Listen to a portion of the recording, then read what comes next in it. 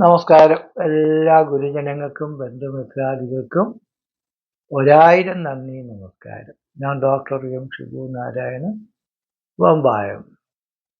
ഈ ചാനൽ കൂടി എല്ലാവരും സബ്സ്ക്രൈബ് ചെയ്യണം, ഷെയർ ചെയ്യണം, ലൈക്ക് ചെയ്യണം. എന്തെങ്കിലും അഭിപ്രായം ഉണ്ടെങ്കിൽ അറിയിക്കണം.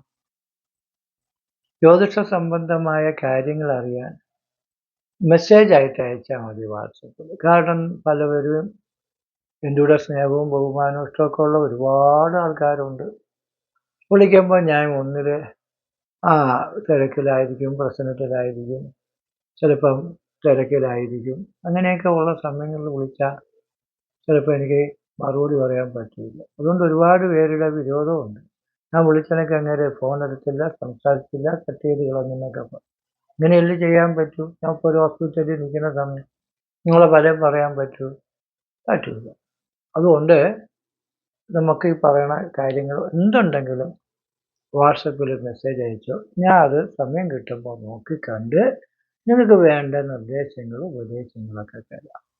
ഓക്കെ, അത് ചെയ്യണം. ജനനത്തീയതി, ജനിച്ച സമയം, ജനിച്ച ജില്ല, പേര്, നക്ഷത്രം എന്നൊക്കെ വാട്സപ്പ് ചെയ്താലേ നമുക്ക് നോക്കാൻ പറ്റും. ഫീസും തരേണ്ടതുണ്ട്. മൂലം, പൂരാടം, ഉത്രാടത്തിൻ്റെ കാല് ധനുക്കൂറുകാരുടെ ഫലമാണ് പറയാൻ പോകുന്നത്. ധനുക്കൂറുകാർക്ക് ഇപ്പം നമുക്ക് വരണ 2025 മെയ് വരെ വേഴഗ്രഹം 6ലാണ്. അതൊരു ദോഷമാണ്. ശനി മാർച്ച് വരെ 3ലാണ് നിൽക്കുന്നത്. അത് നല്ലതാണ്. 3 നിൽക്കുന്ന കാലം. അപ്പം 3 നിൽക്കുമ്പോൾ വളവും. അത് കഴിയുമ്പോൾ മാർച്ച് കഴിയുമ്പോൾ 4ൽ വരും. അപ്പം ശനി 4ലോട്ട് വരുമ്പോൾ കാര്യങ്ങൾക്കൊക്കെ ഒരു തടസ്സം അനുഭവപ്പെടും. 4 പറഞ്ഞത് ക്ഷേത്രം, സുഖം, വാഹനം, ആസനം, വീട്, വസ്തു, കെട്ടിടം, വാഹനമൊക്കെയാണ്. അപ്പോൾ വീട് വച്ചുകൊണ്ടിരിക്കുന്നവരാണെങ്കിൽ എഞ്ചിനീയർമാരും കോൺട്രാക്ടർമാരും പറ്റിച്ചുകൊണ്ട് പോകാതെ സൂക്ഷിക്കും. ഒരു വസ്തു വാങ്ങിക്കാൻ ആഗ്രഹമുള്ളവരും അഡ്വാൻസ് കുറച്ചായിട്ടാ കൊടുത്താൽ മതി, പേരിന് കാണും. കാരണം വാങ്ങിക്കാൻ ശ്രമിച്ചാൽ ചിലപ്പോൾ ബാങ്കിൽ നിന്ന് കിട്ടേണ്ടുന്ന ലോണുകളോ സിറ്റിയിൽ നിന്ന് കിട്ടേണ്ടുന്ന സാമ്പത്തികങ്ങളോ ബന്ധുക്കൾ തരാമെന്ന് പറയുന്ന പൈസകളോ കിട്ടാതെ വന്നാൽ ചിലപ്പോൾ ആ പൈസ വസ്തു വാങ്ങിക്കാനും പറ്റില്ല. ചിലപ്പം പൈസ കൊടുക്കാതെ അവർ പൈസയും തരൂല, അഡ്വാൻസ് കൊടുത്തത് കിട്ടാതെയും പോകും. അപ്പം അങ്ങനെയുള്ള പരിപാടികൾ സൂക്ഷിക്കണം. പിന്നെ വീട് വെപ്പിന് തടസ്സമെന്ന് വെച്ചാൽ ക്ഷേത്രാനാമപി വാഹനത്തിൻ്റെ വിപത്തെന്നാണ്. അപ്പോൾ വീട് പണി മുടങ്ങിപ്പോകും. അവിടെ കിടക്കട്ട് കുറച്ചൊക്കെ നമുക്ക് ചെയ്യാം. പല ആൾക്കാരും വീണ്ടും അടുത്ത് ബാങ്കിൽ പോയി ലോൺ എടുത്ത് ബന്ധുക്കളിൽ നിന്ന് പൈസ വാങ്ങിച്ച് പലതരത്തിലും നമുക്കില്ലാത്ത പൈസകളും കടങ്ങളും കടം വാങ്ങിച്ച് നമുക്ക് ഒരുപാട് ബുദ്ധിമുട്ടുകളും കഷ്ടപ്പാടുകളൊക്കെ ഉണ്ടാക്കി കളയും. അപ്പോൾ നമുക്ക് കടം വീടാൻ പറ്റാതെ വീട് വിറ്റ് കളയാം, വസ്തു വിറ്റ് കളയാനൊക്കെ അങ്ങ് തോന്നിക്കും. ഇങ്ങനെയുള്ള ബുദ്ധിമുട്ടുകൾ വരാതിരിക്കാൻ സൂക്ഷിക്കണം. അത്യാവശ്യം വേണ്ട പണികളൊക്കെ ചെയ്ത് വീട്ടിൽ കയറി താമസിക്കാൻ ശ്രമിച്ചാൽ നമുക്കുള്ളത് നിലനിർത്താൻ പറ്റും. സർവ്വ കടങ്ങളും വായിച്ച് വീട് പണി ചെയ്യുമ്പോൾ ചിലപ്പോൾ ഒന്നീ വീട് കാണും, അല്ലെങ്കിൽ ആൾ കാണും. രണ്ടും കാണാത്ത അവസ്ഥകളും ഉണ്ടാവും. വീട് കാണുന്നത് എങ്ങനെ? ചിലപ്പം കടം കൊണ്ട് ആൾ കയറി മരിച്ചു കഴിഞ്ഞാൽ വീട് അവിടെ ഇരിക്കും, ആൾ കാണില്ല. ഇല്ലെങ്കിൽ വീട് കടമൊക്കെ നമ്മുടെ വസ്തുവും വീടുമൊക്കെ വിറ്റാലാ, അപ്പോൾ ആൾ കാണും, വീട് കാണില്ല. ഇങ്ങനെയൊക്കെയുള്ള പ്രതിസന്ധികളൊക്കെ കടം കൊണ്ട് കുടുംബത്തിൽ മരിച്ചിളഞ്ഞാൽ കൊള്ളാമെന്ന് വരെ തോന്നുന്ന സമയമാണ് ഈ ശനി 4ൽ നിൽക്കുമ്പോൾ. മാതുല ഭാഗിനേയ സുഹൃദ ഗോവേസ്മ സയ്യാസന ക്ഷേത്രാണാമവിവാഹനസജ വിപത്ത് എന്നാണ് മൊത്തം ഫലം. അമ്മയ്ക്ക് അസുഖം, അമ്മയുടെ വിരോധം. അമ്മാമ്മമാരുടെ അസുഖം, അവരുടെ വിരോധം. ഭാഗിനേയ മരുമക്കളുടെ വിരോധം. ഗോക്കൾ വീട്ടിലുള്ള പശു, ആട്, മാട്, ഇതൊക്കെ കൃഷി നാൽക്കാലിയൊക്കെ നശിച്ചു പോവാം. വേസ്മം കെട്ടിടത്തിൻ്റെ ഐശ്വര്യത്തിന്, വീട് വെപ്പിനൊക്കെ തടസ്സം. ശയ്യ കിടക്കുന്ന സ്ഥലം, ആസനം ഇരിക്കുന്ന സ്ഥലം, ഇരിക്കുന്ന കെട്ടിടങ്ങളും ഉപകരണങ്ങളും ഗൃഹോപകരണങ്ങളും വരെ കേടുവന്നതൊക്കെ മാറ്റി വേറെ വാങ്ങിക്കണമെന്ന് വിചാരിക്കും. ക്ഷേത്രാണാമപി വാഹനസജ വിപത്ത്, വീട്ടിലുള്ള വാഹന അപകടങ്ങൾ, വിപത്ത് ഇതൊക്കെ ഉണ്ടാകും. കണ്ടക ശനി എന്നും കൂടെ പറയും. അപ്പോൾ കണ്ടകൻ കൊണ്ടേ പോകൂ എന്നാണ് പറയുന്നത്. അതുകൊണ്ട് ശാസ്താവിനെ ശിവനെ പറ്റിക്കണം.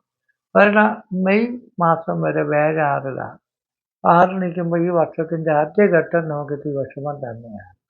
7, 6 നിൽക്കുമ്പോൾ ഭാഗ്യക്കുറവുണ്ടാവും. ഈശ്വരാനുകൂല്യക്കുറവ് ഭയങ്കര ഭക്തിയും ദൈവീകമൊക്കെ ഉള്ളവരാണെങ്കിലും ഈശ്വരൻ്റെ അനുഗ്രഹം കുറഞ്ഞു പോകും. 7, 6 നിൽക്കുമ്പോൾ ഒരു ഓട്ടന് തോറ്റു, ഒരു മാർക്കിന് തോറ്റുപോയി എന്ന് പറയാൻ പറ്റില്ല. ഒരു മാർക്കും കൂടെ കിട്ടിയിരുന്നെങ്കിൽ എല്ലാത്തിനും എനിക്ക് ടോപ്പ് മാർക്ക് കിട്ടിയെന്ന്, A+ കിട്ടിയ, റാങ്ക് കിട്ടിയ, ക്ലാസ് കിട്ടിയ, സെലക്ഷൻ കിട്ടിയെന്ന് ഇരുന്നൊക്കെ. നമ്മളൊരു മത്സരത്തിനും പരീക്ഷയ്ക്കൊക്കെ പോയാൽ പെട്ടെന്ന് ഒരാൾ പറയും ജയിച്ചെന്ന്, ഒരാൾ തോറ്റെന്ന് പറയും. അതാണ് അവസ്ഥ. ഒരു ഫിസിക്കലിന്, ഒരു പോലീസിൻ്റെ ടെസ്റ്റിന് പോയാൽ ഓട്ടത്തിന് ഒരു സാറ് പറയും സാർ കറക്റ്റ് ഇയാൾ ജയിക്കുന്നു, മറ്റേ ആൾ ഒരു സെക്കൻഡ് വ്യത്യാസം. അങ്ങനെ ചെറിയ സെക്കൻഡ് വ്യത്യാസത്തിന് സ്പോർട്സിനും ഫിസിക്കലിനൊക്കെ നമുക്ക് നഷ്ടപ്പെട്ടു പോകണ ഓട്ടം ചാട്ടത്തിനൊക്കെ പോകും.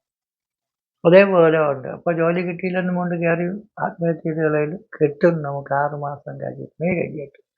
അങ്ങനെ ഒരു ഓട്ടിന് തോറ്റോ, റാങ്ക് ലിസ്റ്റിൽ കിടന്നാലും ജോലി കിട്ടിയില്ല എന്ന് വിചാരിക്കും, ലിസ്റ്റ് ക്യാൻസലായി പോകും. ആ കിട്ടിയ ജോലിയാ അയ്യോ അത് മെച്ചമല്ല എന്നുകൊണ്ട് കളഞ്ഞിട്ട് വരാൻ തോന്നുന്നു. ഒരു കാരണവശാലും ഈ അക്രമണം ഉള്ള ജോലി മതിയെന്ന് വിചാരിച്ചിട്ട് നല്ല ജോലി കിട്ടാൻ ശ്രമിക്കണം. അങ്ങനെ വിവാഹം നടക്കാൻ തടസ്സം, മക്കളുണ്ടാകാൻ തടസ്സം, നടന്ന ബന്ധങ്ങൾ വേണ്ടാന്ന് മുരണ്ടടിയുണ്ടാക്കി അടിച്ചു പിരിഞ്ഞ് പോവാതെ സൂക്ഷിക്കണം. അങ്ങനെ കുടുംബത്തിൽ ഒരുപാട് ബുദ്ധിമുട്ടുകൾ നമുക്കുണ്ട്, ഫലങ്ങളുണ്ട്. പിന്നെ വേറെ 6 നിൽക്കുമ്പോൾ ഹൃണാർത്ഥചോദ ക്ഷതരോഗ ശതനബാധത, കടങ്ങളൊക്കെ വന്ന് കയറി. അത് നല്ല കാര്യത്തിന് വേണ്ടിയുള്ള കടമാണെങ്കിലും കടമെന്നൊക്കെ എപ്പോഴും ടെൻഷൻ അടിച്ചുകൊണ്ടിരിക്കും. ചോരയും വീട്ടിൽ കിടക്കണ മുതലുകൾ കള്ളന്മാർ മോഷ്ടിച്ചുകൊണ്ട് ആരെയും ഭൂമി വസ്തുക്കളും പൈസകളൊന്നും മയക്കി വീട്ടിൽ വെച്ചിരിക്കല്. മോഷണം ഭൂമി എന്ന് പറയുന്നത് നമ്മൾക്ക് ഒരാൾക്ക് ജാമ്യം നിൽക്കാൻ പോയാൽ നമ്മൾ കടം മയക്കില്ലെങ്കിലും ബാങ്കുകാർ നമ്മളെ വസ്തുവും കൂടെ ജപ്തി ചെയ്യാൻ കഴിയും. ക്ഷതം മറിഞ്ഞു വീണ് മുറിവും ചതവും ഒക്കെ ഉണ്ടാകും.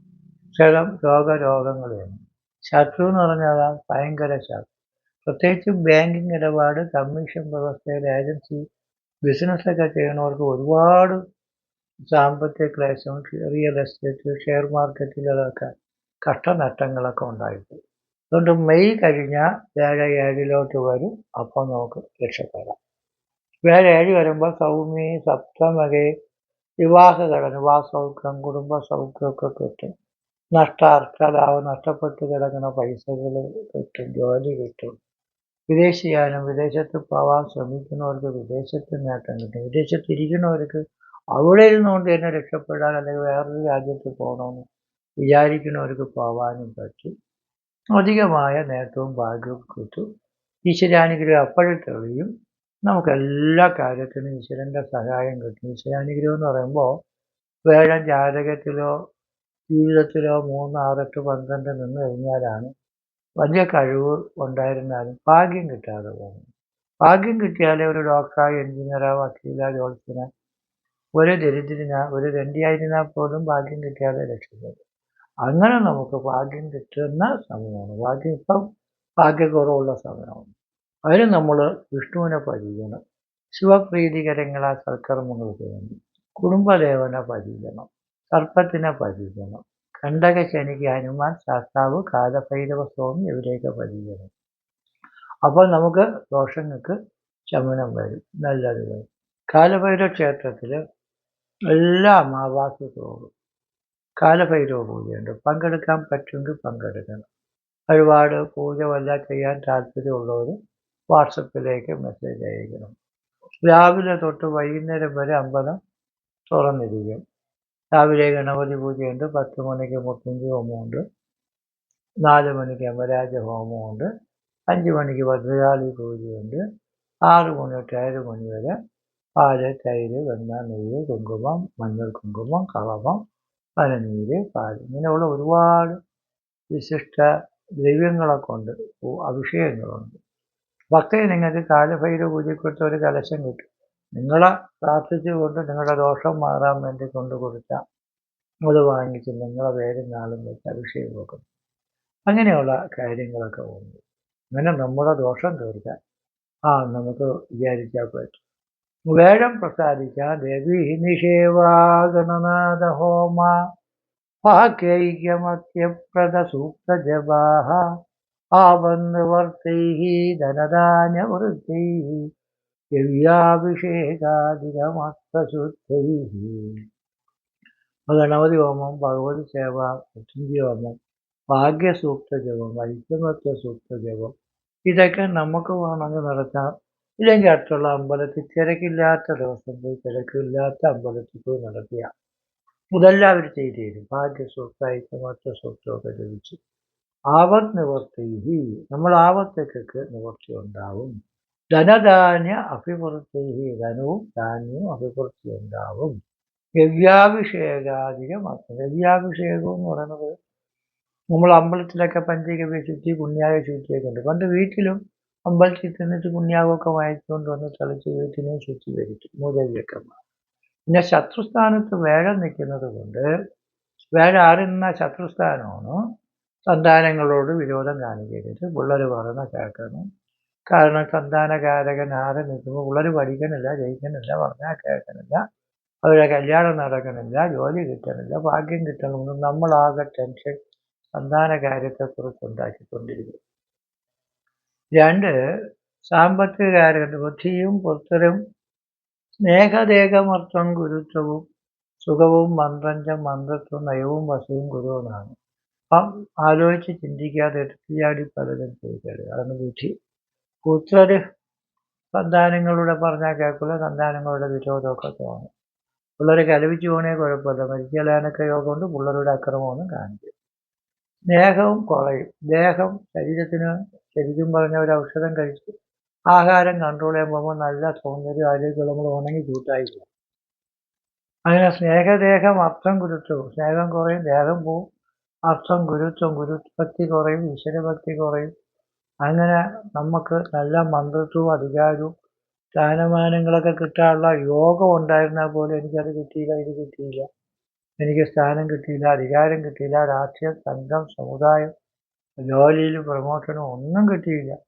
ഇനിയിപ്പോൾ എന്തിനു ജോലി, എനിക്കത് വേണ്ടാന്ന് പറഞ്ഞ് ജോലി കളയല്ലേ, അങ്ങനെയൊക്കെ തോന്നും. അതുകൊണ്ട് സാമ്പത്തിക ഇടപാട്, ബാങ്കിങ് ഇടപാടൊക്കെ വളരെ സൂക്ഷിക്കണം. വലിയ ബാങ്കുകാർ പോലും കള്ളക്കേസിൽ കുരുങ്ങി തട്ടിപ്പുമായിരുന്നു കൊണ്ട് നല്ലത് ചെയ്താലും എല്ലാവരും ചെയ്ത കുറ്റത്തിന് നമ്മൾ ശിക്ഷ അനുഭവിക്കുന്ന സമയത്ത്. അതുകൊണ്ട് അതൊക്കെ സൂക്ഷിച്ച് നമ്മൾ ആരെയും രക്ഷിക്കാനും സഹായിക്കാനും പോകാതെ നമ്മളെ കുടുംബവും നമ്മുടെ ജീവിതവും നമ്മുടെ പണവും നമ്മുടെ മക്കളെയും സംരക്ഷിച്ച് ജീവിക്കാനുള്ള വലിയൊരു പരിശ്രമം മെയ് മാസം വരെ നമ്മൾ തരും. അങ്ങനെ ദോഷങ്ങൾ മാറാനുള്ള പ്രാർത്ഥനകളും പൂജകളും ചെയ്ത് നിങ്ങളെയും നിങ്ങളുടെ കുടുംബത്തെ രക്ഷിക്കാൻ ശ്രമിച്ചാൽ തീർച്ചയായിട്ടും ഈ കൊല്ലത്തിൻ്റെ ആദ്യഘട്ടം കഴിഞ്ഞ് മധ്യഘട്ടം വളരെ ഐശ്വര്യവും അഭിവൃദ്ധി നമുക്ക് കിട്ടും. നന്ദി, നമസ്കാരം.